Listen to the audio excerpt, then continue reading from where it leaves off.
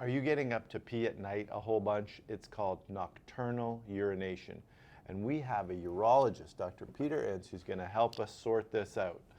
Welcome Dr. to Talking Ince. with Docs. I'm Dr. Brad Weening. I'm Dr. Paul Zalzal. Dr. Peter Ince. You put the U in urology. Oh, thank you. We're happy to have you here. Glad to be back. Drop a like, subscribe. We can't afford to pay our guests. So the second best currency is your like and subscribe. Just a distant second. And can I say something? Yeah.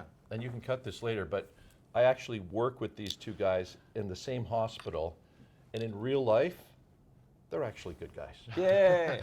Forget about what you see on the screen. We're really good guys. Okay, All right. so Pete, peeing at night, common problem. Like how common are we talking? A lot of men, I would say probably at least 50% of men, once they reach 50, these symptoms just start happening. And it's very common. And the first thing I want to say that's really important, it is not a sign of cancer. Okay. Prostate cancer. Good to know. All right. Peeing at night is nothing bad, just inconvenient, really.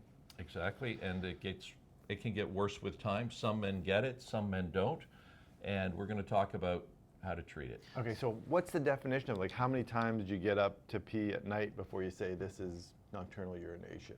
Is there a cutoff? Well, once is nocturnal. Okay. But the real question is, with all of these symptoms about peeing, is how much does it bother you? Right. So most people, I would say, are bothered because they think it's a sign of something bad. They think, oh my God, I'm getting up to pee, it's slowing down, I must have prostate cancer. Right. Okay. And that is not the case. And the reason for that, if you look at the prostate, and it's hard to demonstrate here, but the bladder flows through the prostate and out. Mm-hmm. Prostate cancer grows on the outer or peripheral part of the prostate, and it grows outwards. It doesn't block the central tube. Benign growth, or BPH, is what grows in the center, and that's why you get the symptoms. Mm-hmm. Right, that transitional area that I talk about, because the tissue is actually different, right? Transitional zone, right. Impressed? Okay. I like that. Yeah. All right. Well done, Brad. So it's not a sign of something very serious. Good to know. So it's really an inconvenience. Exactly. And as time goes on, that blockage and those symptoms, getting up at night, feeling like you're not emptying completely, your flow slows down, you have to double void, triple void, and then you get the frequency, urgency. All of those things are because of that prostate.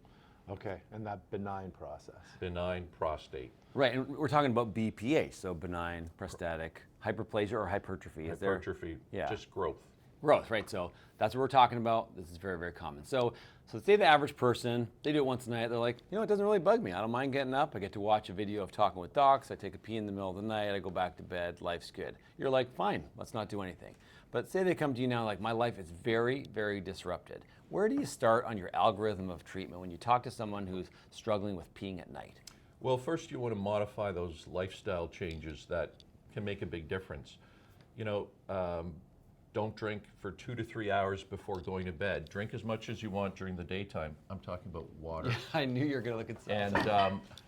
And try to limit it for 2 to 3 hours before bedtime. Do not drink a lot of water. Try to eliminate it.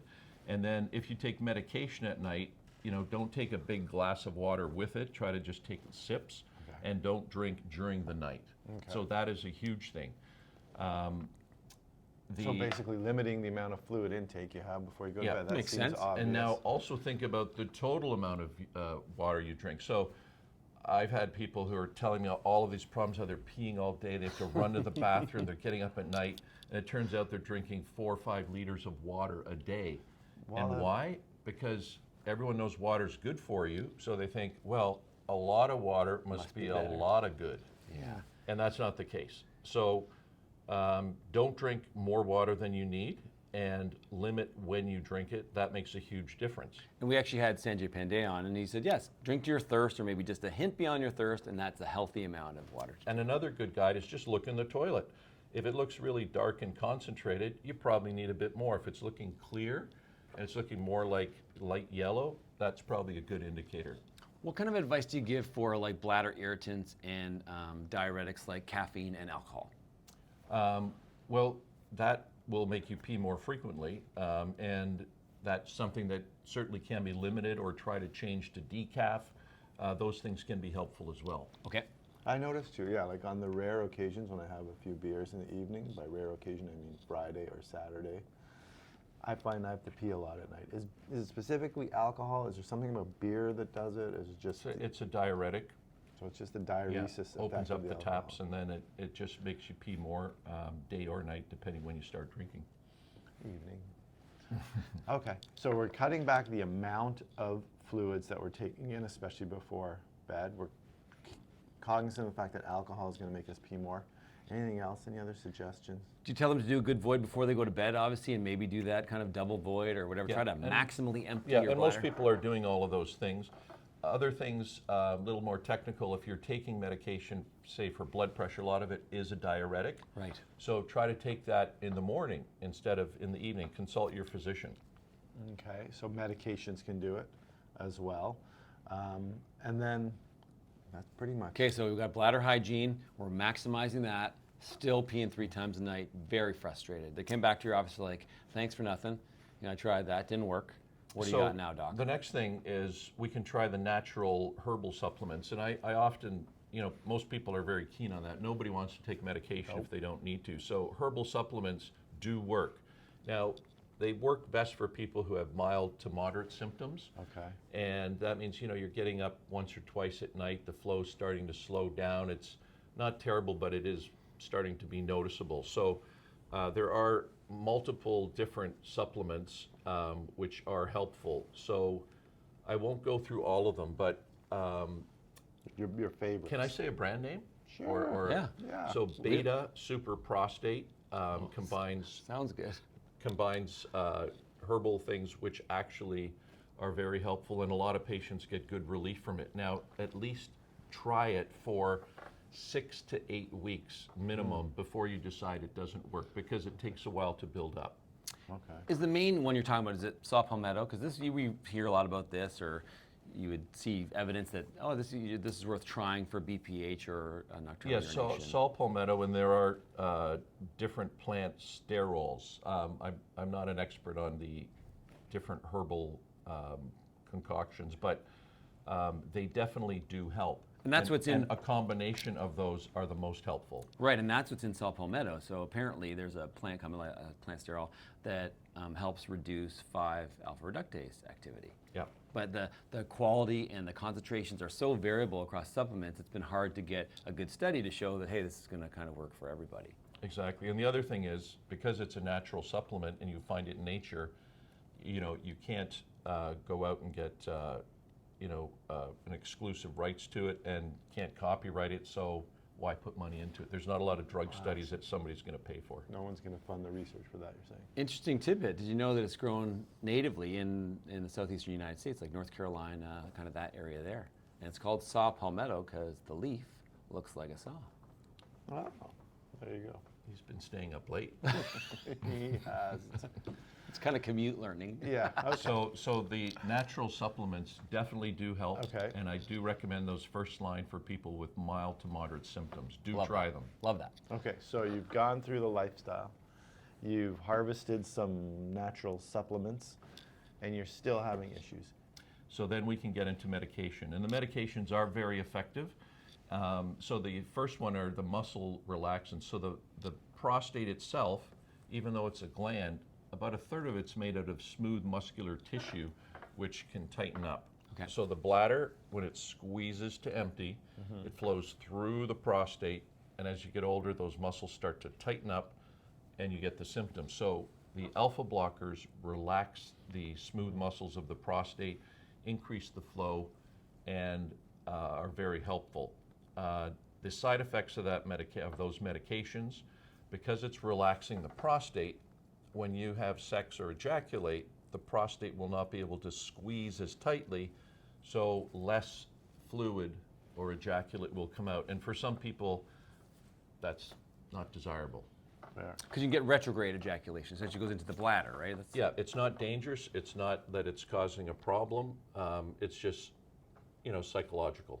And then the other one is it can make you lightheaded or dizzy, right? Because it's And sometimes because just it for blood relaxes pressure. the smooth muscles, it can relax the smooth muscles in your arteries, and it basically can decrease your blood pressure. People do get dizzy. Some people actually you stand up quickly, they may pass out. So that has to be carefully watched as well. What would be the generic and name brand of a drug like that? So the typical drugs, tamsulosin, Yep. is very common, and there's silodosin, and the older ones like Hitrin and terazosin, which are not commonly used now. Okay. So Talmadocin Tamsulosin, stops from peeing when I'm dozing. Is that what it's called? exactly. All right. Okay, so that addresses the involuntary contraction of that smooth muscle that's causing it to be too tight. So that's the first class. And then there's a second class that's commonly used. And so the second thing, not only does the prostate tighten, but as you get older, it starts growing. Okay. Not because of cancer. It's called benign growth. So as the prostate enlarges, it also grows into that urethral tube going through it, and it starts pinching it off. Okay. So medication, the 5-alpha reductase, can shrink the prostate, open it up, and also improve the symptoms. So those medications do take 3, 6, 12 months to shrink the prostate enough so that it opens and gives symptomatic relief. That's a commitment. And many times we use a combination of the two drugs because they work by different mechanisms, and they are most effective when used together. And the thought behind that class is that testosterone gets converted to dihydrotestosterone, like the stronger form of testosterone. The active That's form, the yeah. enzyme that kind of converts it. So you're stopping that step. Yeah, and so because of that blockage of the conversion, one of the most common side effects is that it can decrease libido or sex drive. Okay. So now that tends to happen mainly in older gentlemen, but it can happen at all ages. Some people say, you know, I've been on this drug for 6 months and I've got no interest in anything sexual, and then stopping the medication will reverse it. Okay, but you stopped, but then didn't give enough time to actually do its job, because you said about it 12 months before you're going to see any benefit from it. 6 to 12 months, yeah, Bit of a catch-22 then, for some. for some. Okay, so now you've tried the bladder hygiene, you tried the supplement, you tried both those medications, you're still peeing at night, you're like, I can't do this. Dr. Ince, you must have something that you can do to definitively solve this problem. So one other thing we can add in. So the prostate is tight. Yep. It's grown. It's blocking the flow. What happens then, your bladder says, hey, we got to work harder. So your bladder is a smooth muscle, and it starts squeezing harder. And it gets thicker, just like if you're working out, it gets thicker. And as it gets thicker and working harder, it becomes less compliant, so you have to pee more often. And you're also going to be going more urgently, so it becomes overactive a bit. Okay. So the third thing that I'll try after those first two medications is something to help relax the muscles of the bladder a bit. And that often can give good relief, so that the frequency, urgency part of it is improved.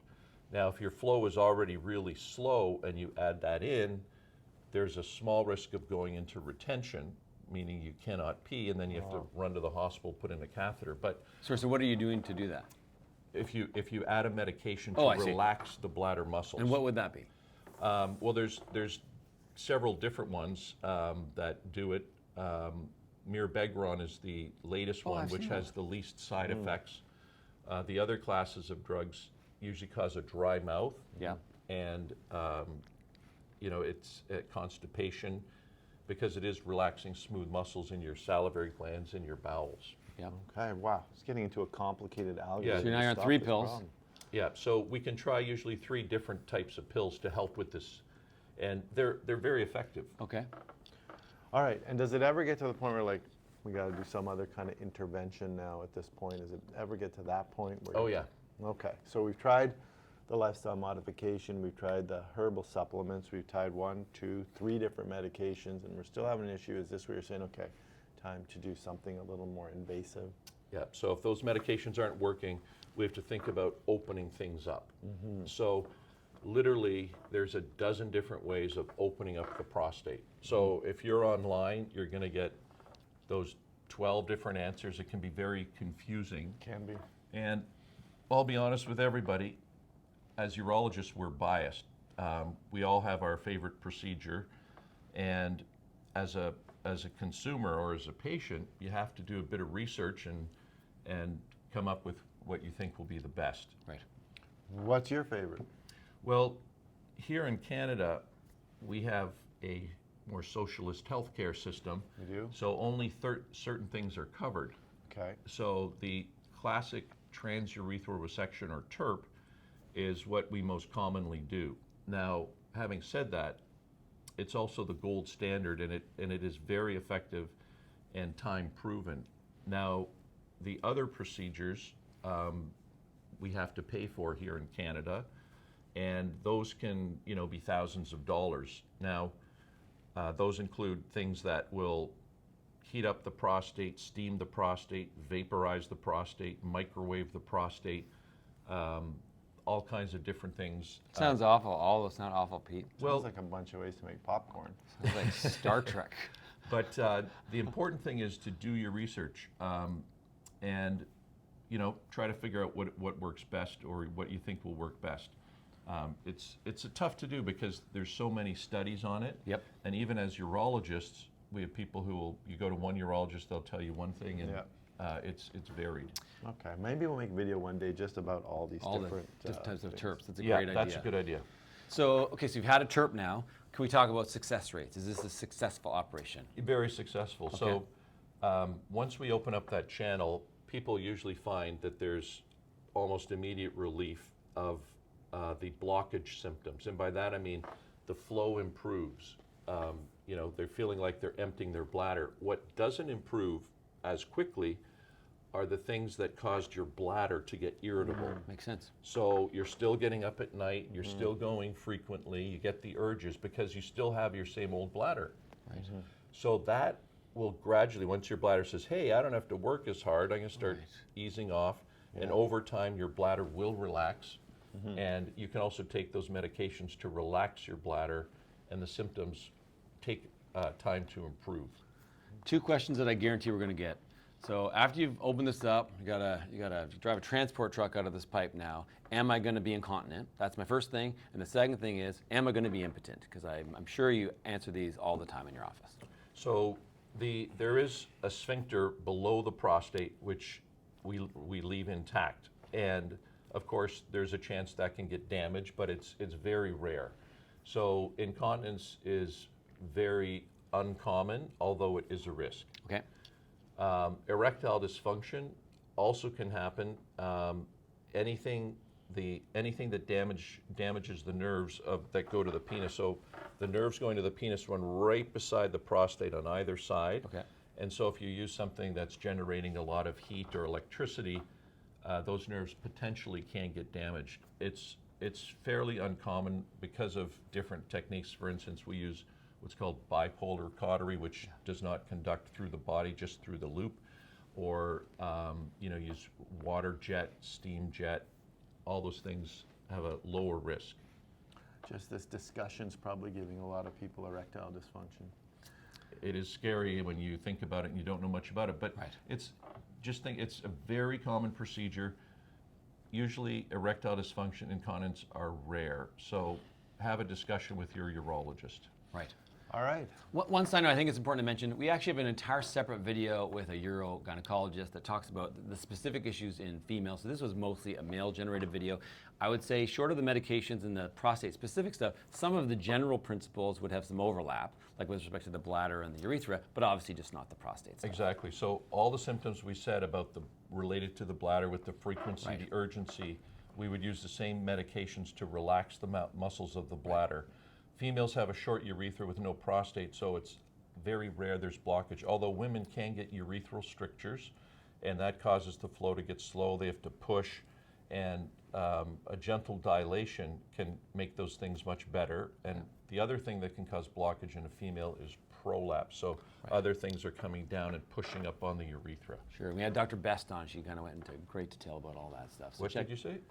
We had Dr. Best, Carolyn Oh, I Best. thought you said she was the best. No, come on, Pete. You guys do different jobs. We can't even compare the two Okay. of you. Okay, now that's an awesome summary. If you're struggling with this, we know this is a common problem. Now you feel armed to go have a discussion with your family doctor or even your urologist. If you like this video, please like it, subscribe to our channel. And do not be embarrassed about this. It's extremely common. That's why we're making a video about it. If we can talk about it, you can talk about it to your doctor. Remember, you are in charge of your own health. We'll see you next time. Thank you so much for sharing that expertise. Very welcome. Take care.